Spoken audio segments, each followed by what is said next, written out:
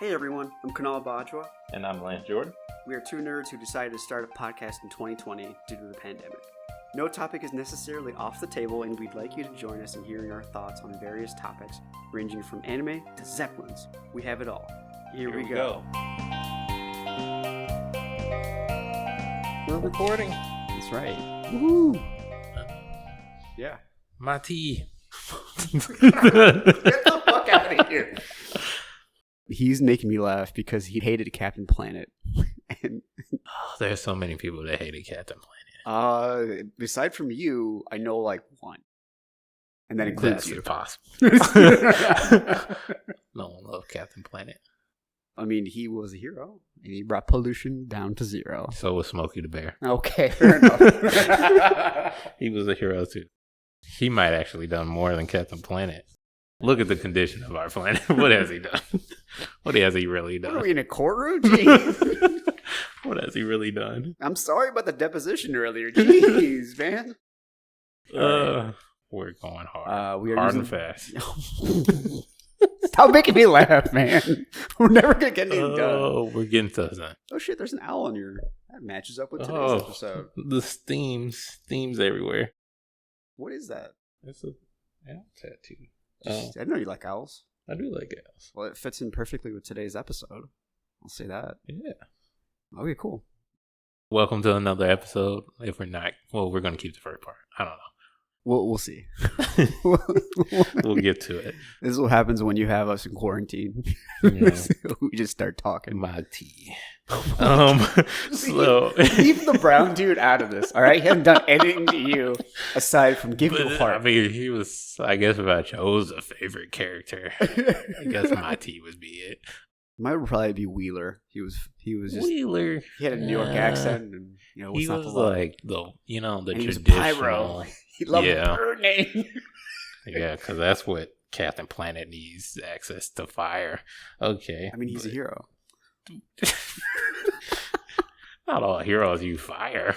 That's a very destructive. Tell that to power. Ben 10, Nissen. I mean, Pyro was a villain. That's right, Static Shock. Yeah. No, not a Static Shock. In the X-Men. Oh, that's and right. then that was Hot Streak. That was Hot Streak. That's was right. a villain. He always wore it. Static Shock. You could see his underwear every goddamn episode. Yeah, and I'm like, that was so. The white guy at the black school who was sagging his pants. Right. I'm like, what are you doing? Like, I didn't know what that stood for back then, but I'm like, now I'm like, what are you doing? Yeah, it made no sense to me. To me, it made no sense. So let's get into some shout outs. Let's do it. Let's focus. Amitha, happy birthday. It's our producer. Happy birthday. Fantastic job for us in the past 1, 2, 3. We're at 6 episodes. 4 months. Oh. For the past 4. Well, yeah, for the past 6 episodes. Yeah. She's kick ass. Amitha Audio. Check her out. Yeah, and go follow her. Do all the things that friends do. Oh, I thought you said you fired her. No. Like, wow. Why would I do that? That would destroy this podcast. No. Terrible birthday wish. You get fired. Like, how would this get edited now? I play hard. I know. We're never going to get this episode done. All right, we're getting there. All right. I would like to also give a shout out to my friend Ahmad Comer. He is launching his own clothing line. He's venturing out into that space. Good for him. So a shout out to him. I hope it goes well. I will be at his place soon to collect my free hoodie. Hell yeah. I'm saying it's free because that's what I hope it is. I do want to say your friend always comments on our stuff and likes it, so I appreciate that. Yeah, he's giving us ideas for future topics, and I'd love to have him on. Yeah, I mean, that's cool with you. Yeah, absolutely. We can definitely talk about this new venture that he's getting into. It's very exciting. True that. We started it kind of light. Yeah, we did, because it's been a pretty rough week for everybody across the board. Yeah, across the goddamn board. We lost our king. Yeah. We lost our king. We lost Wakanda's leader. T'Challa is with us no more. He's on the ancestral plane. Chadwick Boseman passed away from colon cancer. Yeah. Colon cancer. Completely caught everyone off guard. In fact, we were together when we found out. I was doing dishes. Believe it or not, Lance and I hang out outside of the podcast too. Right. When he's not annoyed with me. And and the least annoying person I know. Oh, thanks, brother. Appreciate that. But no, so like getting back to the heat of the matter, it's like for me, it's always been interesting because other minority figures, including myself, I'm not a figure necessarily, but other minorities, whenever they see anything in Black culture, it's always something that's super accepted. It's super appreciated because whenever we want to look towards any kinds of thing that was cool, African American community always did it first. And we always respect that. And we, at least in the people that I know, we loved Black Panther. We loved seeing person of color to break that kind of barrier. And it was only made within the past 3 years. Yeah. And so that was just horrible because I feel he had so much left to share. Absolutely. Even though he only did I don't know how many movies he did, but he did a number of movies and had an incredible amount of talent. My instructor actually met him. I don't know if I told you this. He met him at the training camp where he learned to fight for Black Panther. Nice. He worked with him a couple times, barely too. He's actually good, not just for the show. He's actually really good. According to him. So that kind of sucks. Yeah, man. It's never easy when these kind of figures in our lives pass away. You know, I think about Kobe earlier this year. This year has been terrible. It's been a very terrible year. You know, you kind of think about the lasting impression they had. I won't sit here and say, you know, I've seen every Chadwick Boseman movie. I haven't either. I think, you know, my first introduction, I knew about the 42 movie about Jackie Robinson, but I won't pretend like, you know, I really knew who that was. And I think Captain America Civil War, when they introduced the Black Panther, was like my first introduction to Chadwick Boseman and his work. And he did great with the Black Panther. He made it this black event. You know, I remember when that movie came out, for me, already being a comic book nerd, I was just excited for a comic book movie. But what he did to get the majority of African Americans out to go see this movie and make this like a huge event, I think, and I could be wrong now with Endgame and Infinity War that came out, but for that short while, it broke records at Marvel for being, you know, a top selling movie because it was able to draw those crowds out. Outside of, you know, Marvel, 21 Bridges was a good movie that I enjoyed. I need to watch that. It looks really good. Very surprising because it's something when you look at it, you'll be like, this may be like a B-level action movie. It kind of felt like that. Yeah. But I was concerned about that. It was enjoyable. You know, recently I also looked at The Five Bloods that is on Netflix and played a very unique character in that movie as well. Also, too, to, you know, go through that for, 4 years and not say a word and, you know. Keep it on lockdown. Yeah, especially honestly, in this. That is the most, like, his posse didn't say anything. His crew didn't say anything. Yeah. I guess he, you know, never said anything to Marvel. And I get it because the moment he would have, it would have just been a countdown to his death. Yeah. And I'm like, I get that. I respect the fact that he did all that privacy. I really do. Yeah. I think I just want to say rest in peace to him and, you know, a heartfelt sorry to his family for their loss. Never easy to lose a family member, especially to cancer. One thing I was seeing going around on social media was, you know, what's next for the Black Panther franchise. And I guess for me, it's a little bit too soon to really say. Especially with COVID, we don't know how it's going to work. Yeah.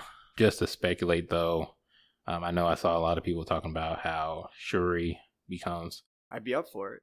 I would be up for it, too. But I think my thing is there's still some more story to tell with the Black Panther as T'Challa. I'm not saying recast him like within 2 years, especially with COVID. These things take time, but I think there might be a graceful way to do it, to tell the stories.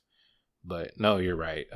I'd be down for a Shuri as the Black Panther. And yeah, she was already a great character. Yeah, in the movie, I think she was one of my favorite characters that 100%. Came out of that movie. Yeah. Yeah. I don't know how big of a role she had in the comics, but she definitely blossomed in the movie. Yeah, definitely. Yeah.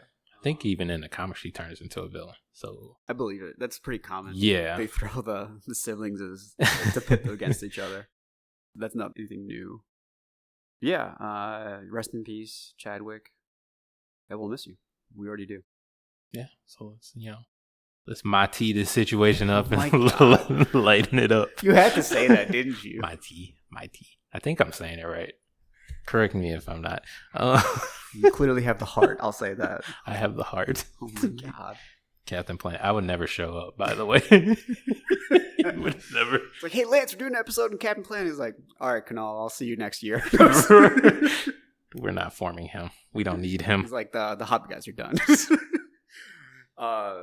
Yeah, okay, cool. So today's episode was something that we actually planned to do. And it was kind of a really cool happenstance that it took place because the Gotham Knights trailer just came out of nowhere. DC fandom, but I didn't expect any of Court of Owl's comments. I knew that they were going to bring out stuff. Like, they've been, they were talking about it, but like, I had no idea they were going to bring up Court of Owls because I haven't heard about them for a while. Yeah. Lance and I had already read the comic and we were already planning on doing episodes. That makes this episode extra special for me, and I'm guessing for you too. Yeah, I mean, the irony in it being that, we planned this outside of, the Gotham Knights announcement. They're just on our level, apparently. Yeah? Yeah, we're just that cool. Let's start off with, but what was your impressions of Gotham Knight? From what you've seen in the trailer, maybe even... How accurate do you think they're going to be to the court? Yeah. So first off, I was really glad because this kind of picks up right where Arkham Knight left off with the last video game they made for Batman, which was good and bad. There were things about it I liked, that we finally got a closing of the Arkham story because it was a great storyline and they did a great job with it, but it needed to be wrapped up. And the cons about that game, I'll just say very briefly, like, too much car usage, too much Riddler. And the way they ended it was ambiguous, but I guess that's the whole point. And they don't really say what happens. And he does the Nightfall protocol, so he blows up Wayne Manor. And it's right where I don't think it's going to be a direct successor. They've made that point, but essentially it's a spiritual successor. Right. Where like the same thing happens. They have different voice actors. Okay. That wasn't Kevin Conroy. That was some other dude that I don't know. Some other dude. It was something, some dude. Mr. Dude is, definitely did a good job. Well, anyhow, so he initiates the Nightfall protocol and he's like, I'm dead. I'm sorry. Well, actually, he doesn't even say that. He just basically is like, I need you guys to take care of Gotham. After they show all the gameplay and the characters that you will play as, so Nightwing, Red Hood, Tim Drake, Barbara Gordon, so she's no longer in the wheelchair. Either she had the surgery at this point or it didn't happen. One of the two. They've got some cool hand-to-hand combat that they got, which is interesting because Barbara is carrying around a tonfa that's connected to a nunchuck, it looks like. I'm down for it. I don't know how it's going to work in real-life combat, but in the video game, it's totally cool. My favorite is Screamador from the DC universe, aside from Arrow is there, or the Green Arrow's there, which is Nightwing, and he's back. Yeah. Honestly, he's pretty much going to be the de facto leader for the game, in my opinion. Think so? I think so, because he's the oldest Robin. Mm-hmm. Everyone loves him. He led the Titans for years. I could do a whole episode just on Nightwing. Yeah. About how much I respect him and find him interesting, and how he does everything. I hope they don't do one thing, though. What is it? Because I think I think you probably know. I hope that they don't. If they were going to make it a really good game, they would not fake Batman's death. Yes. Yeah. You're right on the same page as me. I figured as much because, if you're going to do it strong. Because if he's dead, fine. Keep him dead. It's time for us to see other characters. Yeah. As much as I love even the trailer for, the new Batman movie, which is coming out. When I heard Edward Cullen might play Batman, I was actually excited. I could see him pull it off. And clearly, the fan reaction from the trailer, everyone loves him so far. At least from what I've heard. But the thing is, I'm tired of Batman. Yeah. We've had 10 movies of him. In my entire my lifetime, we've had 10 movies of him. It's time to move on. It's time to do something new. Even if we're doing the old thing really well, it's time to do something new. And so yeah, if they're going to do that, they should keep him dead. After the rest of the trailer goes on, after they show the rest of them. Also, Jason Todd has this interesting scar. They're going that route. I remember him getting like the branding of the J on his face. From the previous game. Right, but I never heard of the scar happening. I don't remember that. I think that was like a later on thing. Like a liberty they took, or maybe it's something from the it's fine. original comics, because I know they say the dyed hair is something directly taken from his older character. Because he's actually blonde haired, I think, originally. He doesn't have black hair or something like that. I think it's like brown with the white streak in it, because it's the effect of the Lazarus pit. Being revived. So I knew he wasn't born with black hair. Yeah. I know that. He didn't look like a Bruce Wayne. Pretty much. Look alike, essentially. Yeah. But yeah, anyhow, so unless I'm forgetting anything, at the end of the trailer, they play the lullaby. Oh, the nursery rhyme? The nursery rhyme. I knew you had it. I knew you were going to read it for us today. That's why I print stuff out. That's killing trees. That's not very Captain Planet. I printed back and forth, okay? I recycle everything. I'm a hero. Leave me alone, Lance. You're supposed to support me. We're getting way off track. Okay. All right, so they have a nursery rhyme that's known for the Court of Owls. Is beware the Court of Owls that watches all of the time, ruling Gotham from a shrouded perch behind granite and lime. They watch you at your heart. They watch you in your bed. Speak not a whispered word of them, or they'll send Talon for your head. And right as they say Talon for your head, there's a dude wearing an owl suit who jumps at you and claws the screen. Yeah. And immediately I was like, oh, yeah, they're bringing the Court of Owls. Geeked out for it. I was so excited. Okay. Yeah. All right. I see we got an owl fan here. I mean, of the story, not necessarily of the Society of Owls. Okay. I have a whole spiel on them. Okay, we'll get there. Yeah. We'll get there. But yeah, I think the Court of Owls, if I give a general take of them, they're very interesting in that they are. They have a lot of lore building for Gotham. A lot of lore within Gotham, and you have a character, Bruce Wayne, Batman, who is basically like the son, the protector of Gotham, who, I mean, at this point, should know every inch, nick and cranny of Gotham. Yeah. So, for him to know the nursery rhyme.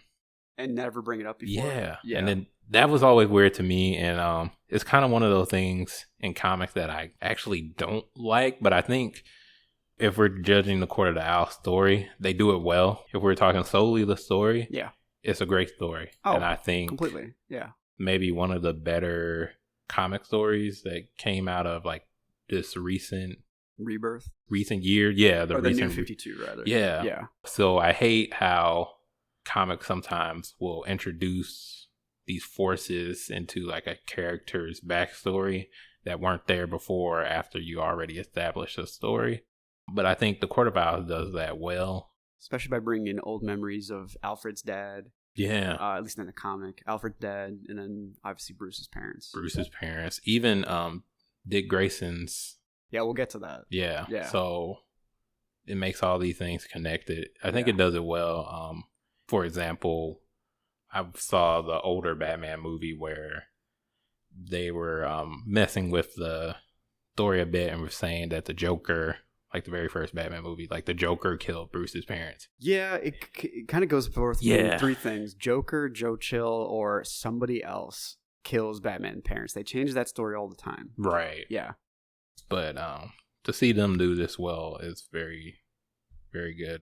So the Court of the Owls in general are an assassin group that was back during colonial times. We, like, even in the comics, we see Jonah Hex, who's a older hero. Yeah.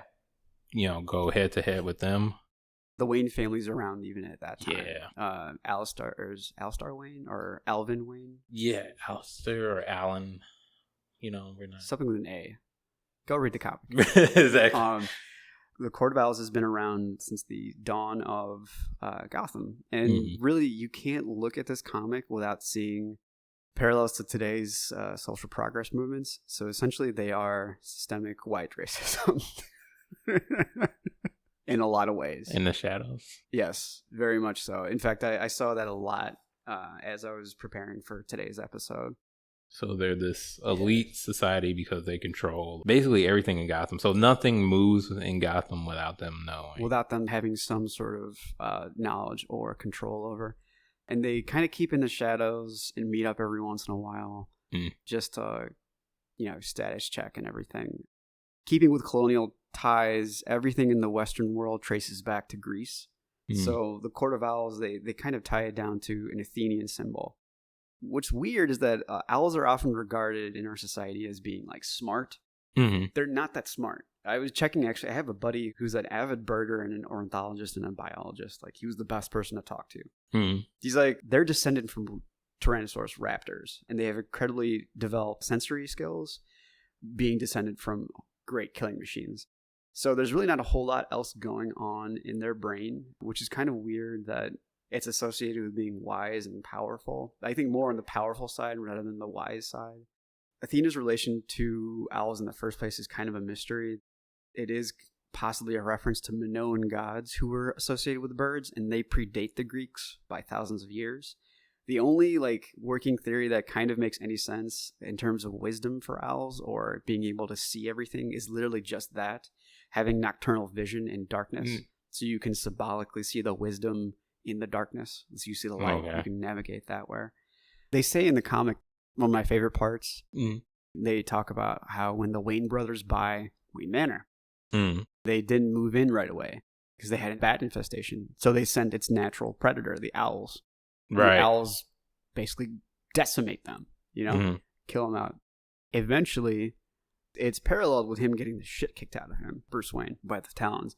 And he's like, then they came back with a vengeance, and then he just pops out and just starts winning really well in the fight. That was one of my favorite parts because of how they just drew it in the comic. Yeah. I just like that part there.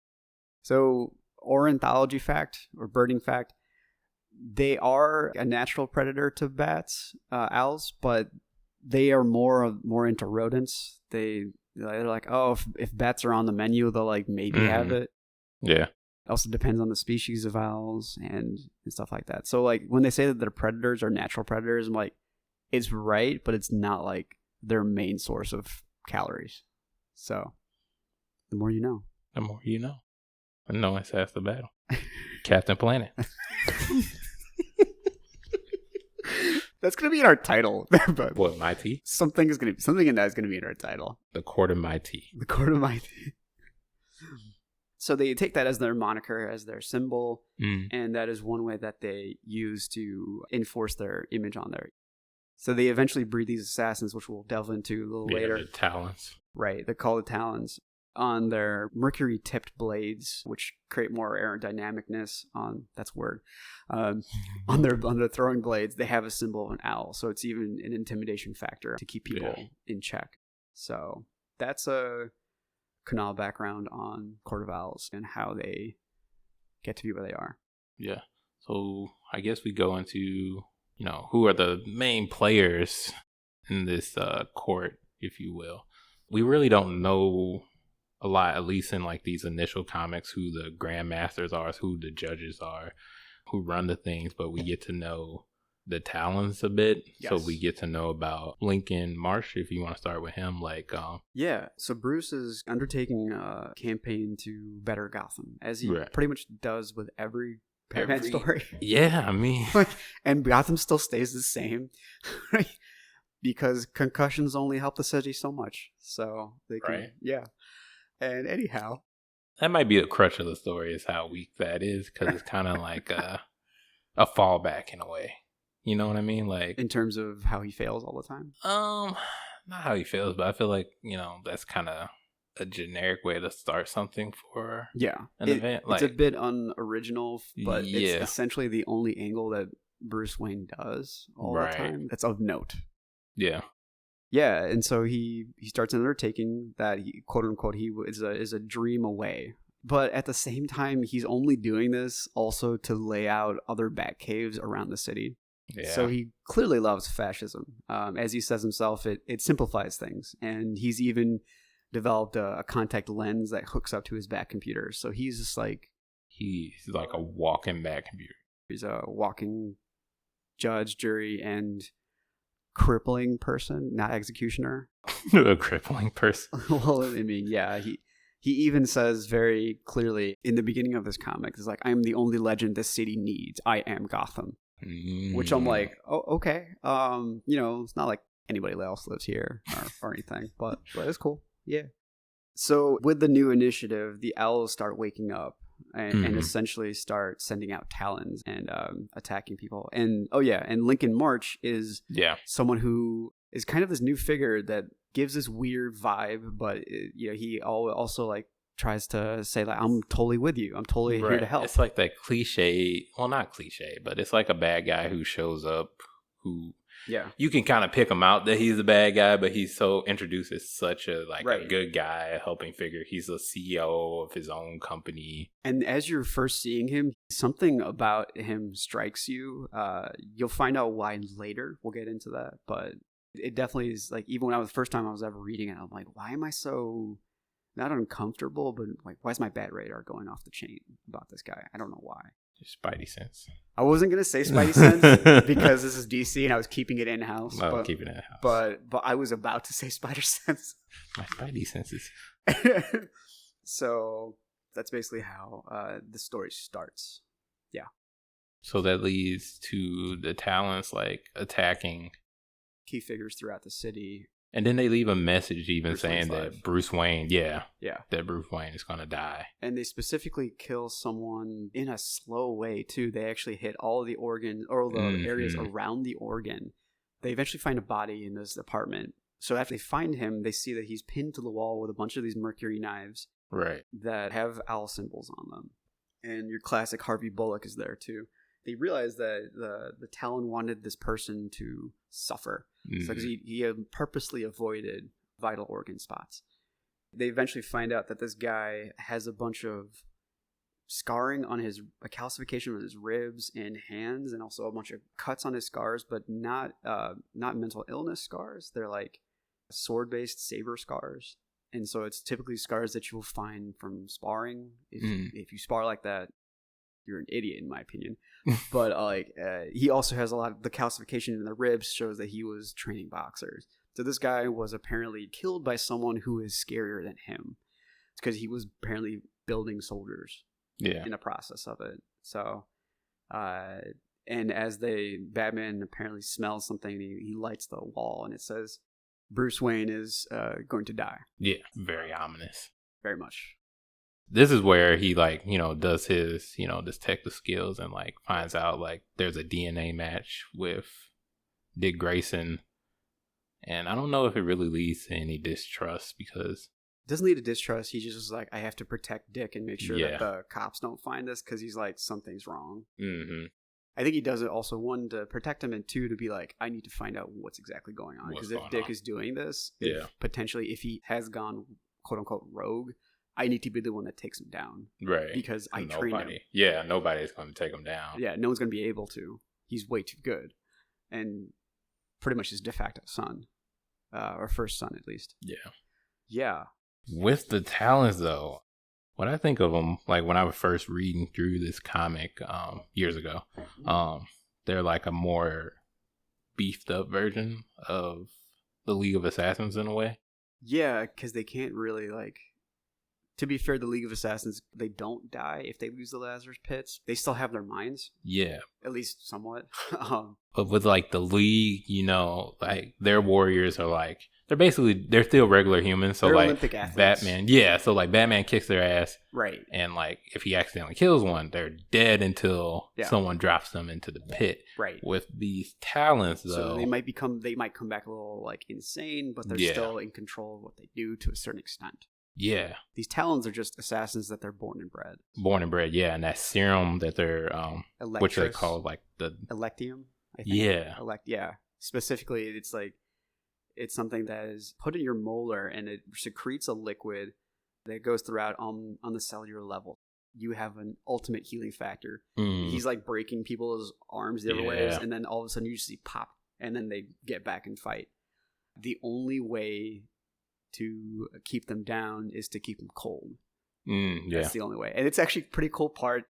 So this actually isn't just one comic book. There's 3 or 4 that cover them. So there's Volume 1, Volume 2, and then the Night of Owls, which takes place and shows you like when the Talons are sent to kill out like key public figures in Gotham. And like the other members of the Bat family. Just like in Gotham Knights, everybody teams up and was like, we need you guys to protect all these key figures that are still alive, because some of them have died by the time Alfred gives his message. There's a really cool line in here is like when they infiltrate Wayne Manor, because they infiltrate Wayne Manor, not knowing that that's Batman, and he's like, oh, good, I don't have to hold back anymore. So he starts like legitimately killing them temporarily, and then they heal, and he kills them again. It's just this epic like 10-page fight of just Bruce Wayne not holding back, something we never see. Right. Yeah. And then after that calms down and everything, so Nightwing shows up to him, and he's talking to him, and this is after Bruce has been tortured by the Court of Owls in like a maze for a week. Basically been driven mad and found his way out. Yeah, which is like one of the best scenes, like one of the memorable moments from the comic. And it mirrors the time when he's a child, too, being stuck in that place for a week. Without food. Yep. And the only thing he has is this water that's been like drugged with like scarecrow like hallucinogen, making him see like crazy ass shit. It's actually one of the moments where you see Batman at his most vulnerable, which at least recently you don't see that a lot. I know in the past we've had the Killing Joke and like what the Joker did to Jason Todd, and even Bane breaking Batman's back in the day. Yeah. But then like recently Batman kind of became like this invincible figure. Yeah, and they do a good job of showing like they can affect him at his core. And that I like that too. Yeah, and I like it that Batman, I mean, going back to like the beginning, like this was something that Batman just shrugged off as a myth, which in his world, I don't know why he would do that, because it's very unlike him to do that. I mean, like you have Superman flying around, you have magic, but a crazy quiet society that's rich and powerful, that doesn't happen. Right. Like the Illuminati essentially doesn't exist when you fought a League of Assassins. You know, whatever Batman wants to do. I mean, he's human. Whether or not he denies it, he's human and he makes mistakes. So anyhow, after he gets tortured and gets out, he's doing a bunch of research, and Dick is getting frustrated with him because he's been like not talking to them. He's very standoffish. Everything has to be done his way. He's closed off his emotions. Classic Bruce Wayne / Batman tactics. And then all of a sudden he backhands Dick Grayson in the face to the point like so badly that his molar comes out. And he's like, Dick, they were going to make you a Talon. He picks up his molar, and you see the same symbol that he found in the other Talons. So Dick Grayson was already on the path to become one of the Court of Owls assassins. What I like about Nightwing is that he's like, okay, fine, maybe they did, but that still doesn't change my fate. You know, I am in charge of my own fate. I get to do what I want to do. We are who we choose to be, and neither you or the Owls are this city and control fate, which I thought was really cool.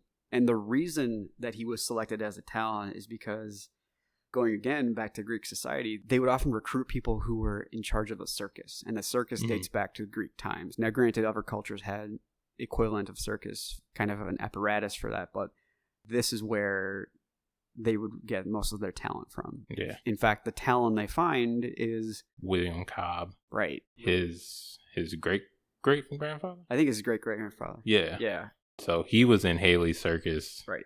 And was a talented knife thrower. Mm-hmm. And there's a whole sub-story about him. Oh, yeah.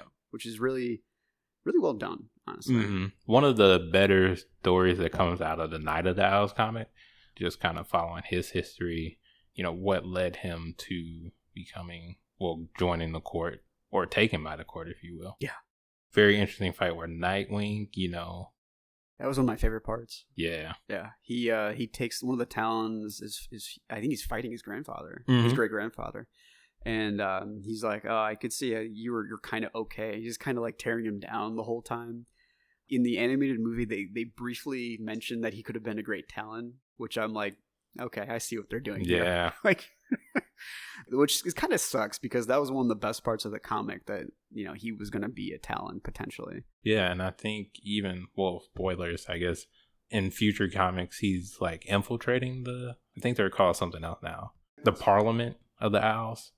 Oh, this is like in the future. Like these are comics out now. That's like after Raptor and stuff, right? Yeah. This is way later. This is spoilers. This is after he gets shot, right? Yeah. Okay. And he thinks he's massive spoilers. Rick Grayson. I actually just saw. I read that last when I saw the Talon show up in that page. I was like, oh, they're back. So excited. I was so excited. I'm a sucker for this kind of stuff, man. Yeah, so they do show up later. Yeah. And that's a massive spoiler, so go and read the new line of Grayson, or Nightwing rather. It's really, really good. I have most of it. And then what I love about him is that no matter what happens to him, he is always embracing change. No matter good, how crazy, no matter how fucked up it might be. He truly, truly rolls with the punches. And I really respect that about him. There's a lot of Nightwing love going on right now. Hey, man. Let's get his brother. So you already mentioned in a bit. So like they did an anime movie for Batman versus Robin. And I think that's like so accurate to the title of that movie because I feel like very true. This whole Court of the Owls takes a back seat. Yeah, it's the backdrop. It's not the front of it. It's not the main focus of the movie. It worked in that way. I thought it worked in that way. I think it was a disservice to the Court of the Owls comic and I feel that way because the Batman versus Robin movie served more as a sequel to Son of Batman, which was a comic that was published, which spawned the animated movie where we're introduced to Damian. Right. And don't get me wrong, I love Damian. As soon as he was introduced in a comic, I was like, I love this kid. He's the best Robin ever. But I think this movie was more of a service to him and more of a service to his story. I think the Talons in that movie were simplified a lot. They were very simplified. I agree with you on that one. Yeah. The whole lore of them, I would say, was simplified. The whole fact that they turned into mush. Yeah. If you didn't, if they lasted more than 3 hours or something like that, that made no sense to me. Mm-hmm. You had generations to perfect this. This should have been done by now. And the thing, too, was that Damian became... Because you were mentioning it in the comic, Nightwing was kind of in that role where they were we really want this guy on our side, where I feel like their mission in Batman vs. Robin was to, get Damian and prep him as a new talent. Yeah. Which is fine. I mean, I get it for the purpose of the movie. I like it when they take a new direction in certain things, but I do understand, and I would have liked a more faithful one to the comics. Yeah. I thought it was an interesting take on it, but they can still totally make a dope Court of Owls animated movie. I could totally see them just doing it, and that should be a 2-parter, honestly, because there's so much of it. I don't think you could take this event and wrap it up in one animated movie. No, it's way too much. Yeah. They introduced the main Talon, who was the thief. Mm-hmm. So I don't even remember his name. Yeah. To be honest with you. I don't even think they gave him one. And that kind of gets to my point with this whole event, which I think we mentioned it before. We love the event as a story. But I wonder how many characters actually, and I mean, maybe you can speak to it more, but how many more characters, the actual characters that are introduced will actually be remembered, years later. Right. And I don't think, any of the Talons, maybe a Talon will stick around. I think even a Talon joined the Birds of the Prey, one that lives on. Oh. And, I think it's the female Talon. Oh, the one that they kind of referenced in the animated movie briefly? They referenced her in the animated. I think she was in the Night of the Owls comic fighting Barbara. I think that's the one. Don't quote me. Okay. But I believe it. I mean, know that sounds about right. Yeah. She joins the Birds of the Prey, but I feel like that isn't enough to make her a memorable character. Right. If you know what I mean. Yeah. It's interesting, though. Yeah.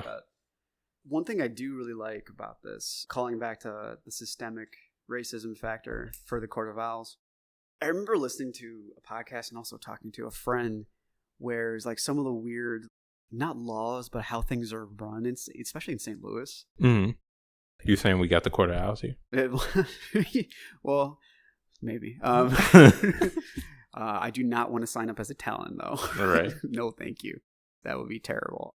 But no, I've talked to people who have come in like who are transplants to St. Louis, and they're always surprised that everything shuts down at like 8:30. What do you mean?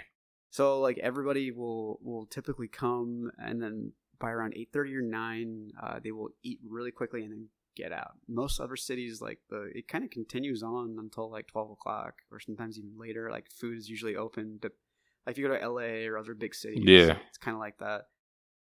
I heard something that was kind of eerie. It's a callback to old Jim Crow laws, especially if you were a slave. So I guess that would be pre-Jim Crow, and it was past dusk and you were still outside. Yeah, you were immediately taken. And that kind of just stayed as a vestige. So that's why things would close really early. And so it reminded me of that because there's a portion in the Court of Owls where they talk about, if you remember the nursery rhyme, they're behind granite and lime. And they talk about how every time they would build a building and it would have more than 13 was their unlucky number. And so they would always make the 13th floor really like small. And they basically would not make anyone be able to access that floor. And by doing that, it was a way of controlling the bad luck. But they didn't realize by doing that, you're essentially making it easy for one person to get inside. So that's how a Talon could get in and assassinate who they needed to. So it was kind of a weird thing that stuck around even to today in Gotham. So I thought that was just really interesting and scary, honestly. The shadows of the past have a way of pointing to the future sometimes. So, favorite moments, we talked about the battle in the labyrinth with Bruce. So much fun. We talked about Nightwing fighting his grandfather. Is there any other like moments that stuck out to you? The nursery rhyme we talked about. Yeah. We enjoyed that. Yes, we do. Yeah, I really like the part where he's fighting. So Lincoln March is a character we mentioned before. And if it's neither confirmed nor denied, there's a lot of evidence that points to it. Then again, there's evidence that points to the opposite, that he's potentially Thomas Wayne Jr. Yeah. And Bruce confirms it, that his mother was pregnant with a brother. Right. But they had a car crash, which you find out was orchestrated by the Court of Owls. Right. On an intersection that happened in Lincoln and March. And the body was declared dead, the fetus as such, but they don't say what happens. It's really written well because he makes himself a Talon, and he puts on a suit that they were going to give the Talons to, you know, expand their powers and everything like that. And they have this awesome like brother versus brother fight that takes a couple of pages. That was fun because it was like seeing a huge owl and a huge bat just get each other. That was fun to watch. I like some of the quieter moments where after everything is said and done, Alfred says to Bruce, he's like, oh, I need to go do some more research and find out more about the Court of Owls.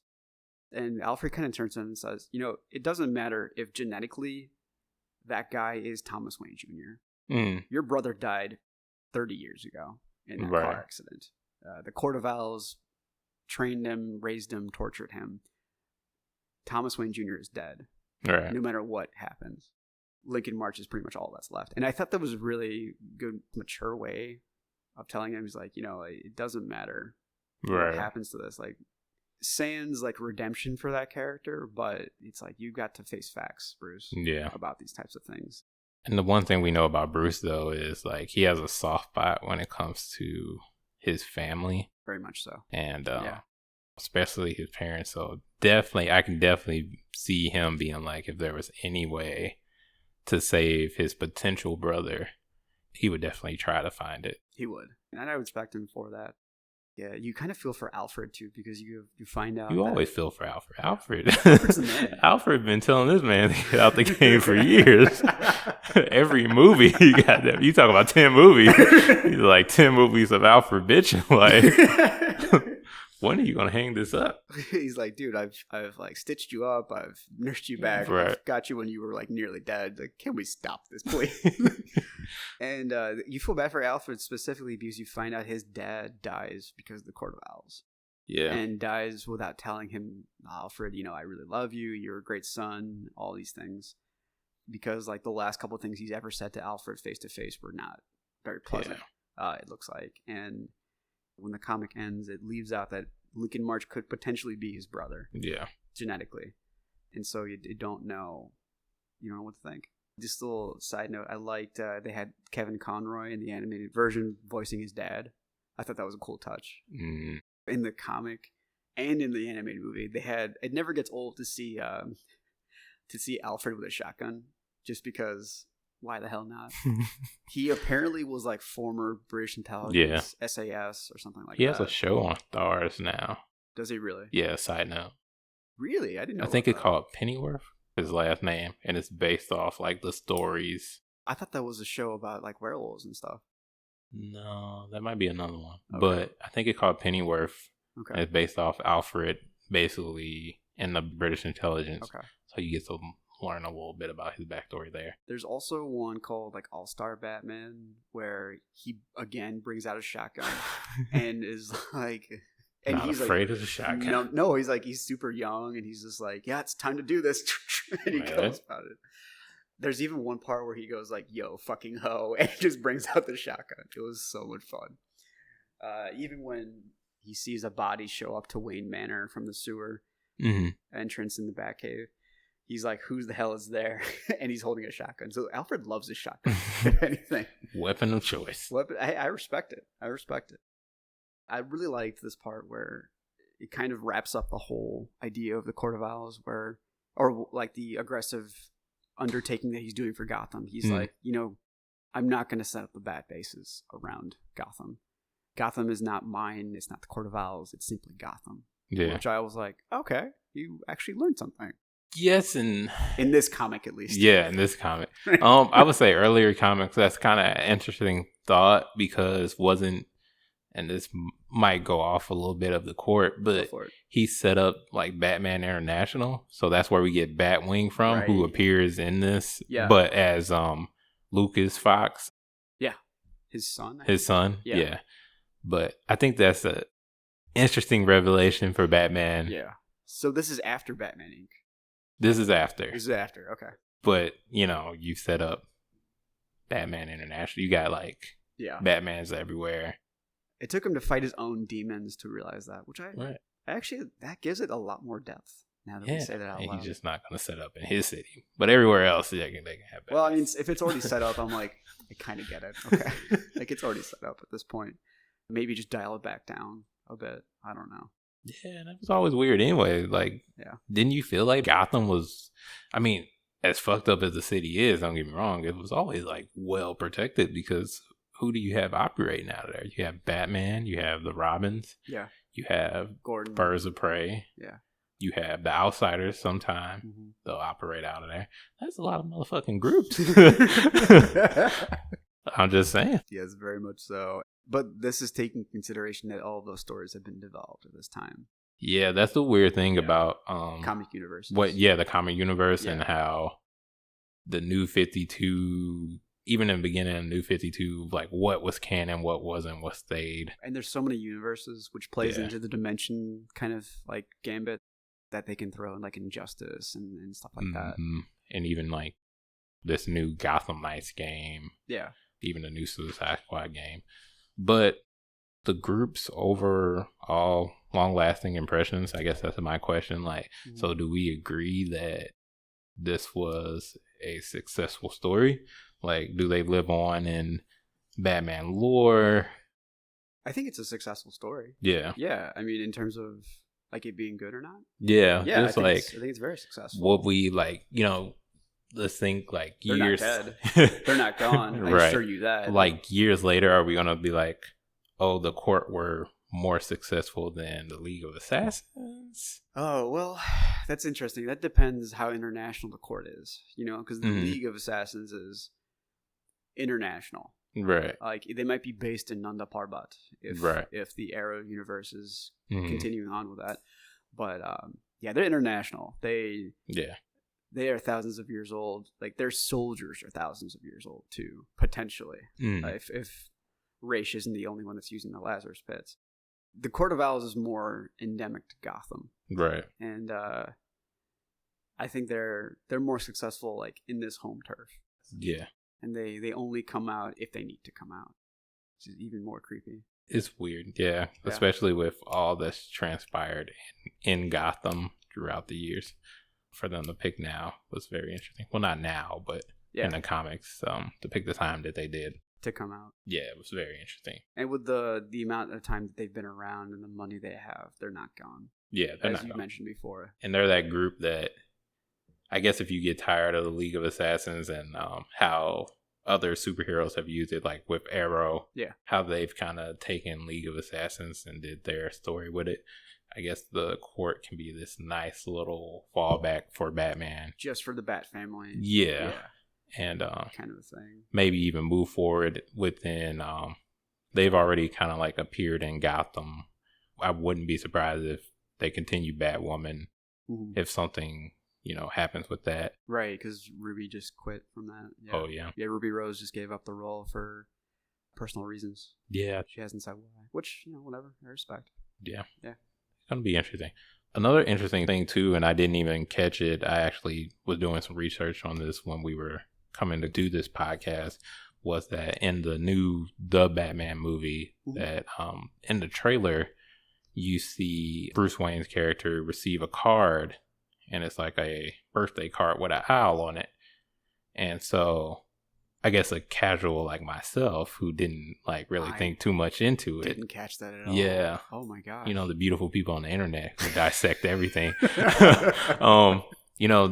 They're kind of like, so now the question is posed, the Riddler and Penguin are in this movie as the villains, but maybe the overarching villain is the Court. Is the Court using them as pawns? Yeah. Okay. So maybe we're going to have, a trilogy movie where the Court is throwing these villains at Batman, and then the entire time they were the ones orchestrating everything. Right. So I think that's interesting, and I think it just shows, the overall impression that the Court had, the story, like the comic had on, the comic industry as a whole, that they want to keep them going and then take them to other forms of media. Because what now? We had an animated movie. Right. We had them appear in TV shows, in a game now. So the logical next step is a movie. Yeah. And I would rather them do an animated movie and do it well. Yeah. Because as much as I love the live action ones, there's so much fantasticness from comic book movies that it's almost easier that way. But I would be down for a really good live action one. Yeah. I think this movie, from at least what we've seen with the trailers, I think every Batman movie, well, not everyone, not the George Clooney ones, but the nipples? You not the bad nipples? Well, no, that wasn't. Batman movies are... Lance doesn't like nips. Go ahead. That is a lie. That is a big lie. Lies. No lies. Mighty. What is he doing? You leave Mighty alone. He hasn't done anything to you. He is a hero. He has heart. 1 out of 5. What is he? I don't know. 5th? I don't know. I don't even remember. He has heart. Yes, he does. To show up to a fight with that haircut. I used to have that haircut. Did you? For a short time. Our own my tea right here, ladies and gentlemen. Leave me alone.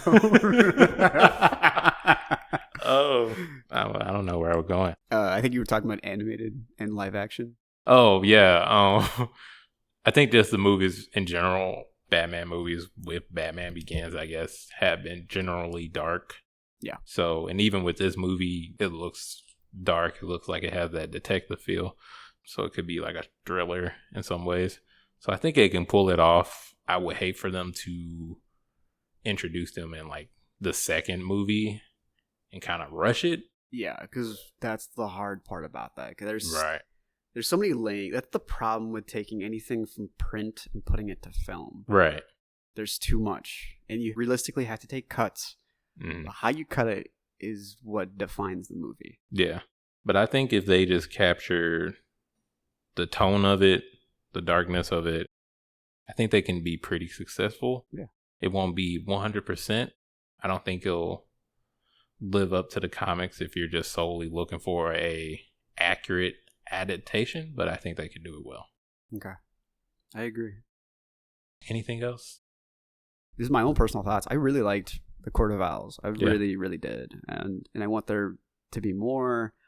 There's also kind of a weird thing that I found in a lot of systemic racist cults across mediums, TV, comic books or whatever, they're always like the really systemic, and they're typically white people who show up at gatherings are always like wearing some sort of bird mask. It's kind of weird. Oh yeah, the mask. Yeah, they're always wearing some sort of bird or something like that. I think it's typically a callback to Athenian times, but I don't know. I just found that to be weird. But I've seen that across other things too. It's why people love wearing masks, apparently, and controlling society. Ones that say systemically ones. Yeah, I really enjoyed it, and I'm interested to see where they take it with Nightwing's story. Yeah. Specifically, because that's where it's going right now. Yeah. And then I think there's also more spoilers. There's spoilers throughout this podcast. Yeah. I mean, if you're not catching up on comics, I guess that's your own fault. But you're not winning at life. Right, you're not winning. Or if you can think about it, we're guiding them to where to go next. That's what I think we are. There's an order to things, you know. Always a semblance of order. Don't listen to episode 2 without episode 1. But I agree. But there's a new event called the Joker War.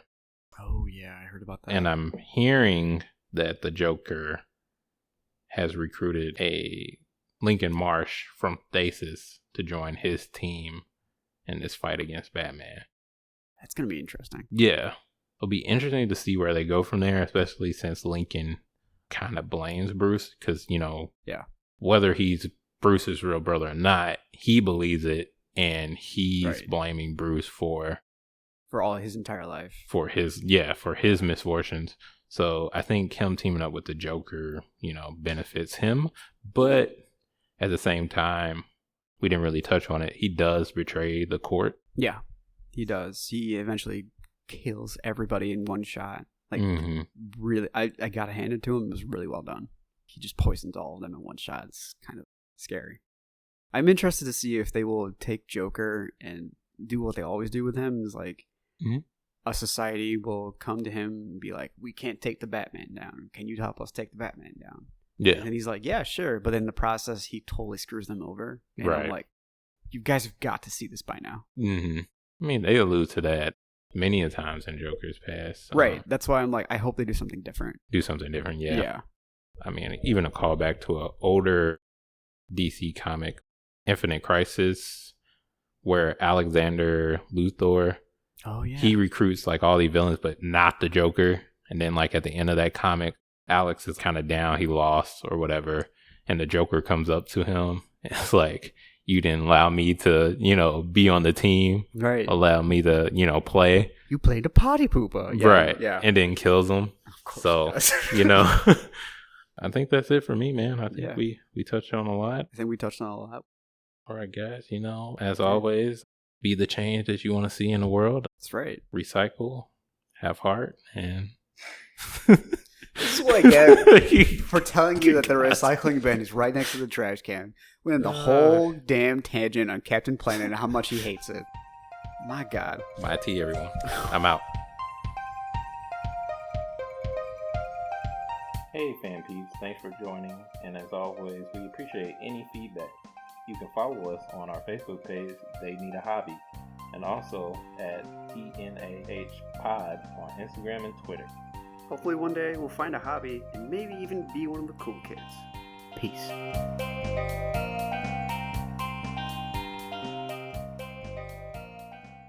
Hey, someone has to be a hero, all right? Because when they don't... Are you still talking in the podcast? Yes, I am. It was like, well, you know, some of us have to be heroes if we don't have hobbies, okay? Jeez. All right, hopefully you'll find one. Hopefully. And I'm pretty sure Mati found one eventually, all right? You leave him alone. He doesn't have anything to you.